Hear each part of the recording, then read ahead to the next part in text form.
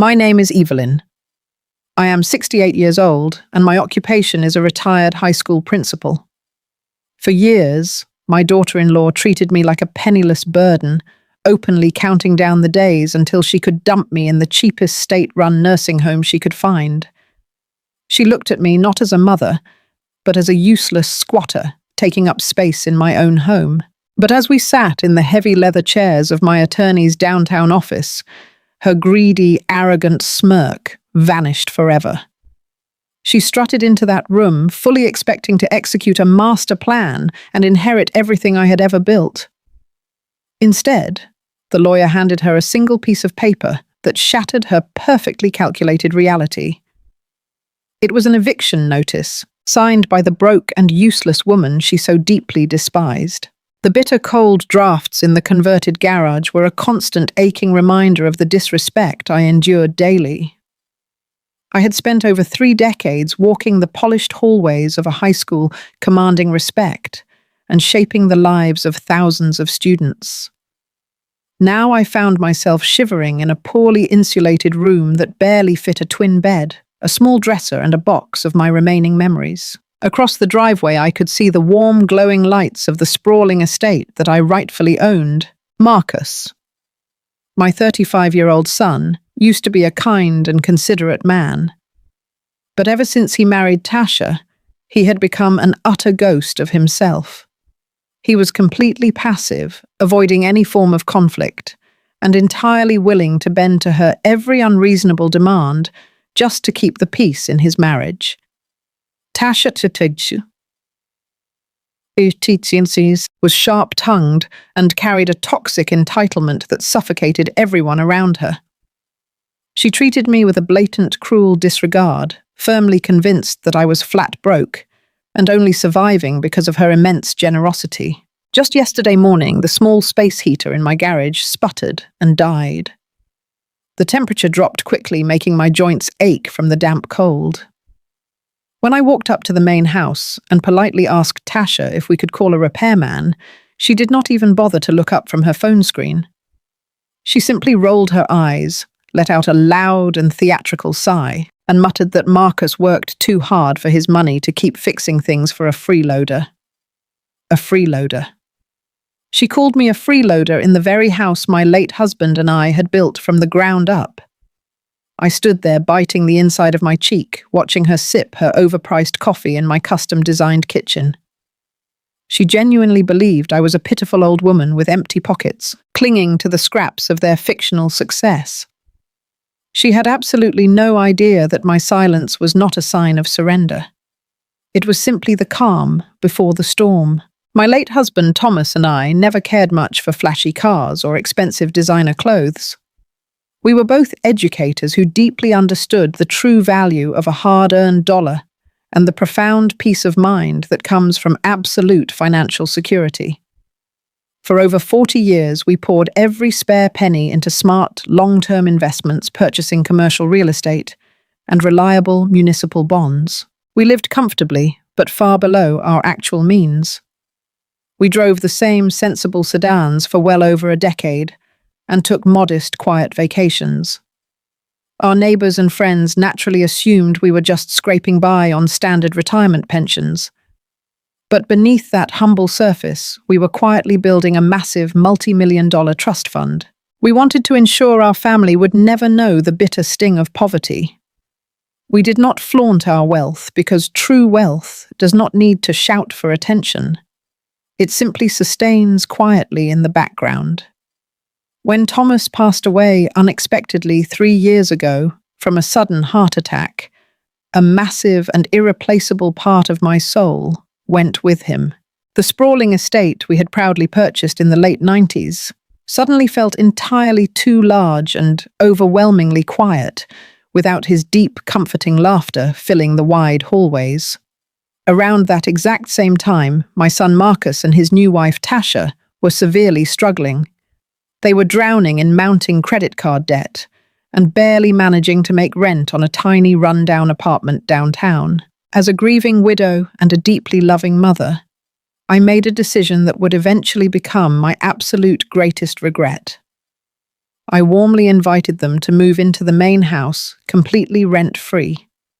I told myself it was just to help them get on their feet and establish a solid foundations while they paid down their crippling debts. To accommodate them, I decided to pack up my most cherished belongings and move into the converted garage annex. I convinced myself I was being incredibly generous, giving the young married couple the space and complete privacy they needed to build their life together, while I embraced a simpler, quieter life in the smaller annex. I thought I was offering them a sturdy safety net. I never imagined that my ultimate act of motherly sacrifice would be perceived as a glaring sign of weakness, or that freely handing over the keys to the main house would eventually make me an unwelcome stranger on my own property. Almost immediately after moving in, a dark shift in dynamics began to take hold. Tasha did not see my generosity as a gift. She saw it as an immediate transfer of power. Her sense of entitlement grew with every passing week. Without asking for my permission, she began aggressively redecorating the home I had shared with my husband. She spent Marcus and his hard-earned paycheck on gaudy modern art and overpriced minimalist furniture. One afternoon, I walked into the main living room, only to discover that the beautiful hand-carved antique dining table Thomas had bought for our 10th anniversary was completely gone. When I asked Tasha where it was, she casually flipped her hair and told me she had dragged it out to the curb for the trash collectors because it looked entirely too dusty and old-fashioned for her fresh new aesthetic. My heart shattered into a million pieces. But what hurt even more was Marcus standing right there staring down at his shoes and saying absolutely nothing to defend his father's memory. Slowly and methodically, Tasha began restricting my access to the main house. First, she asked me to stop coming through the front door because my shoes tracked in dirt on her expensive new rugs. Then she claimed my cooking in the kitchen left smells that upset her delicate stomach, effectively banning me from the main appliances. She started locking the interior doors. The emotional pain of watching my only son step back and allow this to happen was completely unbearable. Marcus was entirely blinded by Tasha's emotional manipulations and constant guilt trips. Whenever I tried to gently express my hurt to him in private, he would sigh heavily and beg me to just let it go. He would say he could not handle the stress of her screaming at him, choosing the easy route of appeasing his demanding wife, rather than standing up to protect his grieving mother. I watched the boy I raised to be strong and compassionate shrink into a cowardly shadow of a man.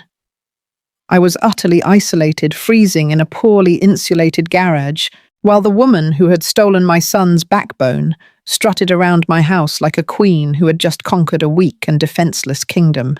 The final straw that completely shattered the fragile illusion of peace in my home came on a rainy Tuesday morning.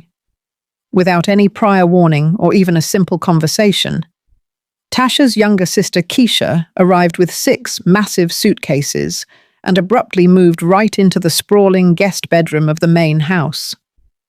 Keisha Waisangti was just as loud and impossibly entitled as her sister, treating the world around her as if it owed her a massive personal debt. Overnight, my status was violently downgraded even further. I was explicitly and strictly forbidden from entering what they boldly declared as their private family space. Whenever I needed to ask Marcus a question or drop off clean laundry, I was instructed to knock on the heavy back door and wait outside on the cold concrete steps, like a hired servant begging for scraps. But the physical exclusion was only the beginning of my rapidly growing nightmare. I am a woman of strict routine, especially when it comes to my financial affairs. For exactly 40 years, I had meticulously reviewed my monthly bank statements on the 3rd day of every single month. But suddenly my important mail simply stopped arriving. The thick, familiar envelopes from my primary financial institution completely vanished. More alarmingly, the critical annual correspondence from Mr. Sterling, my longtime estate attorney, was entirely missing from my small metal mailbox attached to the garage wall. I knew immediately that the postal service had not made an error. Tasha was actively intercepting my private mail. She was the only person who checked the main delivery box at the end of the long driveway before I could even walk down there. Whenever I asked her if anything had arrived for me, she would dismissively wave her manicured hand and claim the box was completely empty. I knew she was lying. I could clearly see the dangerous calculation hiding behind her cold eyes. She firmly believed that by carefully controlling my access to the outside world, she could slowly isolate me and render me completely powerless.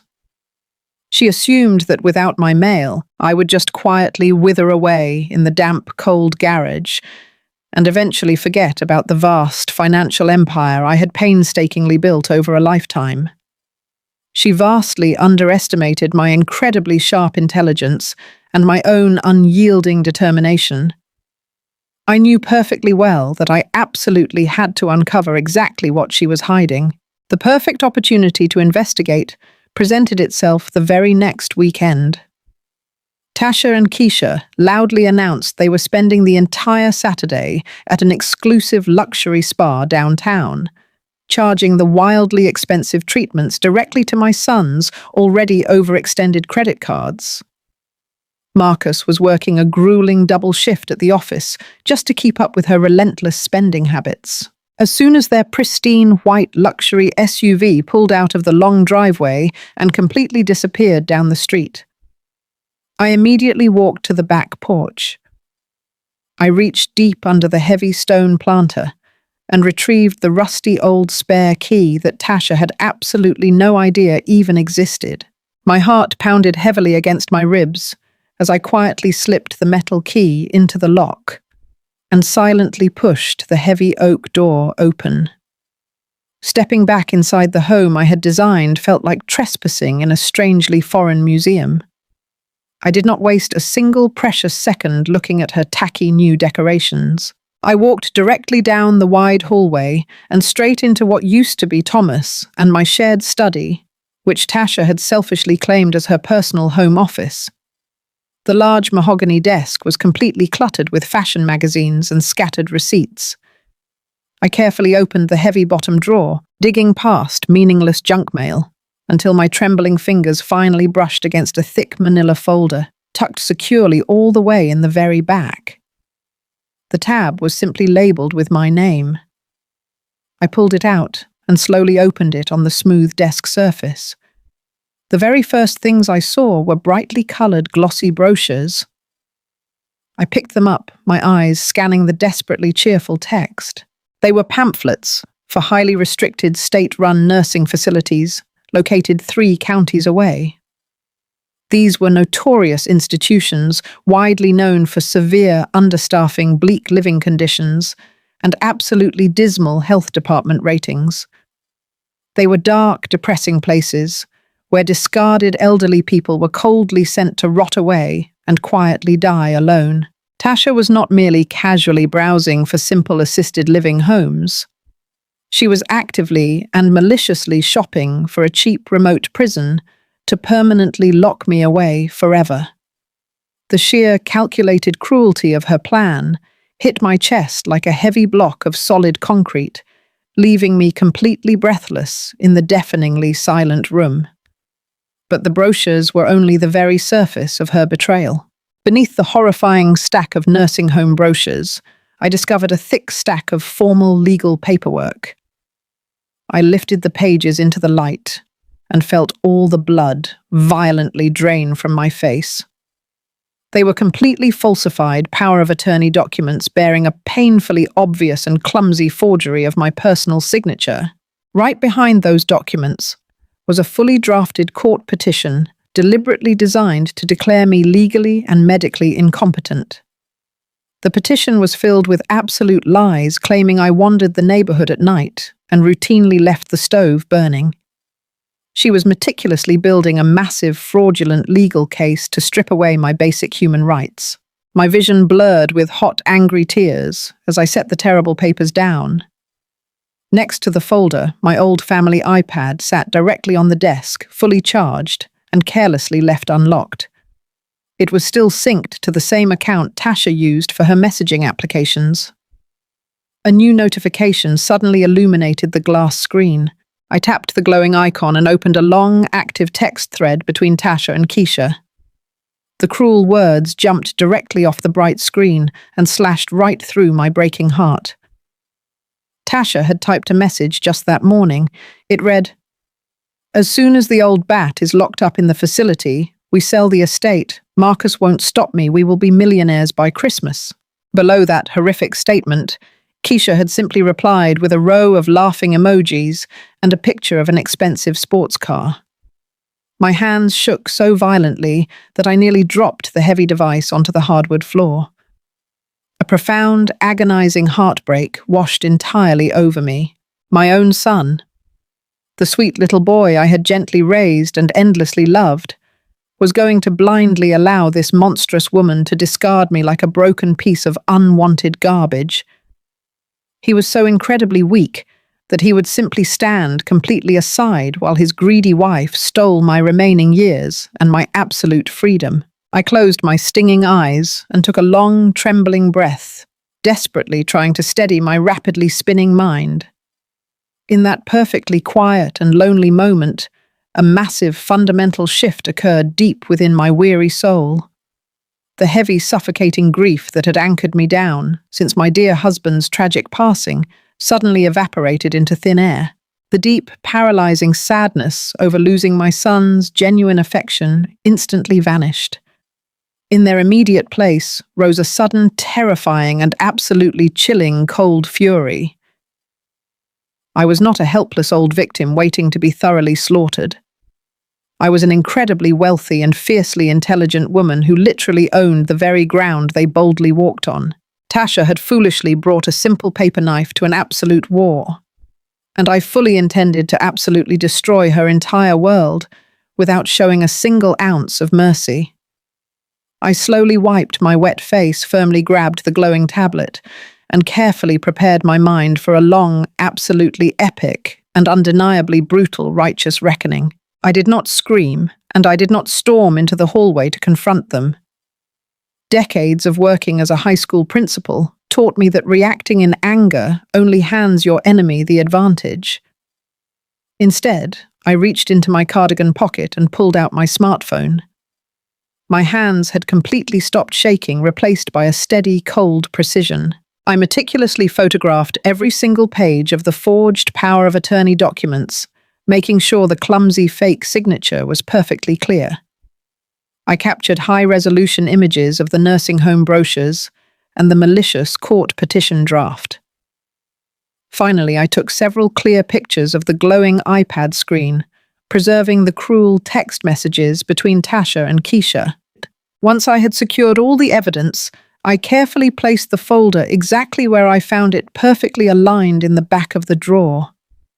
I wiped down the desk and silently slipped out the back door, locking it securely behind me. The very next morning, while Tasha was busy loudly complaining about a chipped fingernail, I quietly took an expensive rideshare service directly to the imposing glass skyscraper downtown, where my longtime wealth manager and my personal estate attorney, Mr. Sterling, maintained their private corporate offices. Mr. Sterling was an impeccably dressed man who had known my late husband Thomas and me for over 30 years. When I sat down in his heavy leather chair and slid my phone across the polished mahogany table to show him the photographs, his warm, professional smile instantly hardened into absolute granite. He was completely horrified by the sheer audacity of my daughter-in-law and deeply saddened by the profound betrayal of my only son. We spent the next 3 hours pulling every single original file from his massive fireproof safe. We laid out the original ironclad deeds to the sprawling estate, completely proving that my name, and my name alone, sat on the official property title. Marcus did not own a single brick of that house. Then Mr. Sterling produced the thick, leather-bound portfolio containing the detailed financial records of the massive private trust fund Thomas and I had quietly built. The verified documents clearly proved I was the sole beneficiary and absolute controller of $8.5 million in highly diversified liquid assets and prime commercial real estate. I was not a helpless, frightened old woman living dangerously on the brink of poverty and entirely reliant on a meagre fixed monthly income. I was a formidable multimillionaire with unlimited legal resources at my immediate disposal. Mr. Sterling looked me directly in the eye and asked me exactly how far I was willing to go to protect my legacy.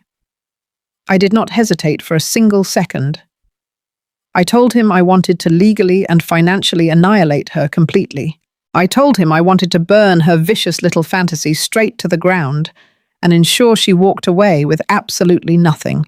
When I finally returned to my damp and cramped garage that afternoon, I immediately began the most important acting performance of my entire life. I knew that in order to catch a greedy rat, you have to make sure the cheese looks incredibly appetizing. Over the next 2 weeks, I deliberately leaned into the exact pathetic stereotype Tasha desperately wanted me to be. I started shuffling my feet slightly when I walked across the driveway. I intentionally wore my most faded, oversized sweaters and frequently rubbed my knees, complaining loudly about how the cold weather was destroying my fragile joints. Whenever Tasha was nearby, I would purposefully pretend to lose my train of thought mid-sentence, staring blankly into space as if my mind was rapidly slipping away. I would ask her what day of the week it was, or pretend I had misplaced my reading glasses when they were sitting right on top of my head. The transformation in her attitude was sickeningly predictable. Her smugness grew exponentially with every single passing day. She would look at me with a thinly veiled expression of absolute triumphant disgust, firmly believing that her cruel plan to declare me legally incompetent was working completely perfectly. She actually started measuring the windows in the main house, right in front of me, loudly discussing expensive new custom drapery she planned to order before Christmas. She was so incredibly blinded by her own greed that she never noticed I was secretly leaving the property every Tuesday and Thursday afternoon. While she was busy online shopping with my son's maxed-out credit cards, I was sitting in Mr. Sterling's secure downtown office, orchestrating her complete and total downfall. We worked aggressively behind the scenes to legally restructure the entire estate and thoroughly fortify my massive financial assets. Mr. Sterling drafted a series of airtight legal documents firmly classifying Marcus and Tasha as simple month-to-month guests with absolutely zero formal tenant rights or legal claim to the main property. We meticulously transferred specific liquid assets into newly shielded accounts to ensure my vast financial portfolio was completely protected from any ridiculous, frivolous lawsuits she might try to file in desperate retaliation. We hired private investigators to quietly perform full background checks on both Tasha and Keisha, just to gather extra ammunition in case they tried to fight back. Once the fortress around my wealth was entirely impenetrable and heavily armed, we finally drafted the formal 30-day eviction notices. The thick legal papers were absolutely flawless, leaving no loopholes, no grace periods, and absolutely no room for any negotiation whatsoever. Every single time. Tasha smiled her wicked, greedy smile at me in the driveway. I just politely smiled back, playing the pathetic part of the confused, helpless old woman. I smiled warmly because I knew with absolute certainty that the heavy steel guillotine was already hovering directly over her arrogant head, and I was simply waiting for the perfect dramatic moment to finally cut the heavy rope. The trap was finally sprung on a crisp Friday morning when Tasha unexpectedly walked into my garage carrying a tray with a warm cup of cheap instant coffee. This sudden display of extreme fake sweetness instantly set off alarm bells in my head. She sat down on the edge of my small twin bed, wearing a bright, phony smile that did not quite reach her cold, calculating eyes. In her manicured hands, she held a thick stack of the exact same forged power of attorney papers I had secretly photographed weeks ago. She spoke to me in a slow, loud, and patronizing voice, as if she were talking to a very slow toddler. She gently patted my knee and falsely claimed that the thick stack of legal documents was just some standard tedious tax paperwork required by the state to keep my free medical benefits and low-income Medicaid active for the upcoming year. She said Marcus was completely overwhelmed at work, and she was just trying to be a helpful daughter-in-law by handling the complicated administrative burden for me. I looked down at the forged papers and then looked back up into her lying eyes. I forced my hands to tremble slightly and pretended to be terribly confused, but deeply grateful for her sudden assistance. I thanked her profusely and softly agreed to sign whatever she needed me to sign to ensure I did not lose my medical coverage. Tasha was practically vibrating with barely contained excitement. She quickly pulled out her smartphone and happily announced she was going to set up a quick meeting with a free local public notary she had found online to get the paperwork officially finalized that very afternoon. I nodded my head slowly, feigning complete ignorance. What the foolish woman completely failed to realize was that earlier that week I had already intercepted her plans. I had secretly contacted the cheap local notary service she intended to use and paid them handsomely to completely cancel her afternoon appointment. Then I seamlessly redirected the confirmation email on her tablet to reflect a brand new address. Tasha was completely unaware that she was not driving to a dingy free local notary office in a strip mall. I had successfully manipulated her into driving herself and my son directly into the high-end downtown corporate offices of my ferocious, multi-million-dollar estate attorney. The polished glass doors of the massive downtown corporate building slid open, and Tasha strutted straight through them, completely oblivious to the reality of where she actually was. She was dressed entirely in overly expensive designer clothes that she had foolishly purchased using my son's rapidly maximizing credit cards. She carried a ridiculous, oversized leather handbag and wore large, dark sunglasses indoors, projecting an arrogant attitude of supreme superiority. She clearly believed this upscale corporate tower was simply where the free local notary had rented a tiny desk. Marcus was trailing closely behind her, nervously fidgeting with his jacket sleeves, looking entirely exhausted and deeply uncomfortable in his wrinkled suit. I was already sitting quietly at the far end of the massive, solid mahogany conference table when they boldly walked into Mr. Sterling's private corner office. Tasha did not even bother to greet me. She just confidently dropped her heavy designer bag onto an expensive leather chair and loudly demanded that we hurry this simple process up because she had a highly important dinner reservation to get to. Mr. Sterling sat perfectly still at the head of the heavy table, wearing a sharply tailored dark suit and an expression of absolute icy professionalism. He politely asked everyone to please take a seat. Tasha aggressively slammed her thick stack of completely forged legal paperwork directly onto the polished wood surface and forcefully slid them across the table toward him.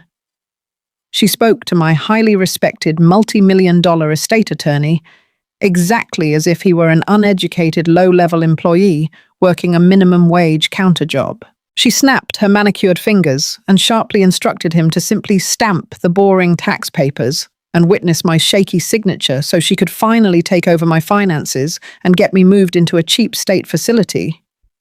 She openly bragged that I was completely incompetent and totally reliant on her endless charity. She had absolutely no idea who she was talking to, and she had no idea that every single word leaving her mouth was digging her grave deeper.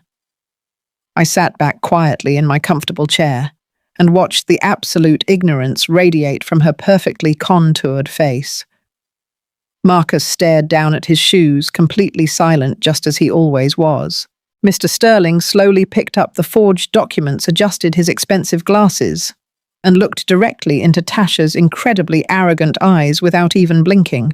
The silence in the room was incredibly heavy and absolutely deafening, as Mr. Sterling calmly pushed her fake papers entirely off the table, letting them scatter onto the expensive carpet. He did not say a single word about her ridiculous demands. Instead, he reached into his leather briefcase and pulled out a massive black portfolio stamped with the official seal of his prestigious law firm. He opened it slowly and coldly informed Tasha that he was not a simple public notary.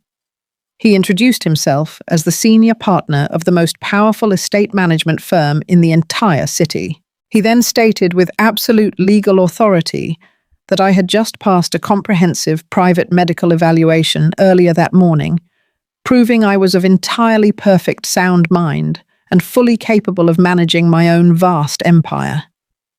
He slid a certified bank summary across the table, completely exposing my verified personal net worth of $8.5 million in highly protected assets. The color instantly drained from Tasha's perfectly painted face, leaving her looking physically sick and entirely speechless. Her jaw dropped open as her eyes desperately scanned the incredibly large numbers printed clearly on the official banking document. Mr. Sterling did not stop there. He methodically explained that my son Marcus had absolutely zero ownership of the sprawling estate they had been living in. He pulled out the original property deed and showed them that the house, the land, and every single thing inside it belonged exclusively to me. He made it completely clear that they had been surviving entirely on my immense grace and bottomless generosity while treating me worse than a stray dog. Tasha began to aggressively stutter, completely unable to comprehend the massive reality crashing down around her. She looked over at Marcus, begging him to say something to fix the disastrous situation. But he just sat there, staring blankly at the staggering millions printed on the page, finally realizing the colossal magnitude of his mother's silent power. That was the exact moment I decided to finally speak. I leaned forward, resting my elbows on the polished mahogany, and looked directly into the terrified eyes of the woman who had tried to lock me away in a miserable cage. I calmly reached into my own folder and pulled out a single crisp piece of legal paper. I slowly slid the heavy, formal 30-day eviction notice all the way across the table until it touched her shaking hands. I told her in a voice completely stripped of any warmth that her cruel fantasy was officially over. I told her that she and Marcus had exactly 1 month to find a new place to live, and that they were legally barred from taking any furniture or appliances from my property. Then I smiled a very cold and terrifying smile, and added one final, non-negotiable condition. I told her that her terribly rude sister Keisha had exactly until midnight tonight to pack every single one of her ridiculous oversized bags and get her entitled self completely off my private property, or I would have the city police formally arrest her for aggressive trespassing. Tasha sat completely frozen in absolute terrified horror, entirely destroyed by the very old woman she genuinely thought was completely broke and totally useless. She frantically tried to open her mouth to argue or plead for mercy, but absolutely no sound came out of her dry, trembling throat. Her evil master plan was completely obliterated into a million tiny pieces. She had lost absolutely everything in a single devastating, blinding heartbeat of justice. Tasha suddenly snapped out of her shocked silence and immediately threw a massive, screaming tantrum right there in the pristine corporate office. She wildly flailed her arms, loudly demanding money and threatening to sue me for severe emotional distress. But she was entirely legally powerless. Mr. Sterling just firmly pointed toward the heavy glass exit doors and coldly informed her that building security was already on their way up to forcibly remove her from the premises. When midnight finally arrived later that exact same evening, I stood quietly on the dark front lawn and watched Keisha furiously drag her 6 heavy suitcases down the long concrete driveway. Exactly 30 short days later, I stood in that very same spot, watching a cheap rented moving truck pull away, carrying Tasha and my deeply broken son completely out of my peaceful life forever. The sprawling estate was finally perfectly quiet again. I slowly walked out of the freezing converted garage for the very last time and happily reclaimed my beautiful, warm master bedroom. The next morning, I sat peacefully on my sunny private balcony, sipping hot, sweet tea, feeling incredibly liberated, immensely wealthy, and finally perfectly at absolute peace with the world. Looking back on those cold nights in the garage, I realized that my greatest strength was never my bank account, but my quiet endurance. Never mistake a mother's silence for ignorance, and never mistake an older woman's kindness for weakness. We spend our entire lives tirelessly building the sturdy foundation that the younger generation so easily walks on. Do not ever think we cannot pull that very same foundation right out from under you when you completely forget your manners and basic respect. As mothers, we give our hearts, our homes, and our absolute best years to see our children thrive. But that unconditional love does not mean we will allow ourselves to be treated like disposable trash. We demand the respect we have rightfully earned. And if you try to take our dignity, we will stand up tall and fiercely protect ourselves every single time. Now, I want to hear from all of you wonderful listeners out there. Have you ever had to deal with an incredibly entitled family member who took your kindness completely for granted? Did you ever have to put your foot down and teach someone a hard lesson about respect?